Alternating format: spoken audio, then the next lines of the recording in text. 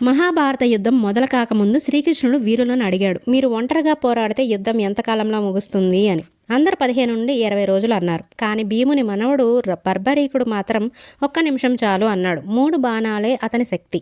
ఒకటి నాశనం చేయాల్సిన వారిని గుర్తుపెడుతుంది, ఒకటి రక్షించాల్సిన వారిని గుర్తుపెడుతుంది, మూడవది గుర్తుపెట్టిన వారిని సంహరిస్తుంది. శ్రీకృష్ణుడు పరీక్షించాడు. చెట్టులోని ఆకులన్నిటికీ గురిపెట్టమన్నాడు. కృష్ణుడు కాలి కింద ఒక ఆకుని దాచాడు. ఒక బాణం మాత్రం కృష్ణుడు కాలి కింద చుట్టూ తిరుగుతుంది. అప్పుడు శ్రీకృష్ణుడు గ్రహించాడు. బర్బరీకుడు చెప్పిన ప్రకారం కౌరవుల సేన పాండవుల కంటే ఎక్కువగా ఉండడంతో తాను పాండవుల వైపు నుంచి యుద్ధం చేస్తానని తెలిపాడు. బర్బరీకుడు అత్యంత శక్తివంతుడైన వీరుడు కావడంతో అతను ఏ పక్షాన చేరినా ఆ పక్షమే బలవంతంగా తయారైపోతుంది. అప్పుడు అతను మరో పక్షాన్ని బలహీనంగా భావించి అక్కడికి మారతాడు.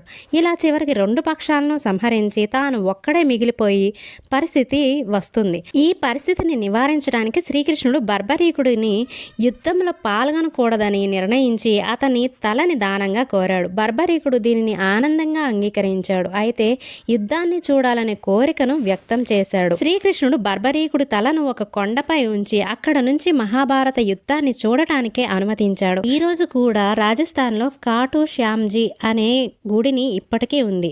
బర్బరీకుడి భక్తులు హృదయాల్లో వెలుగుతూనే ఉన్నాడు.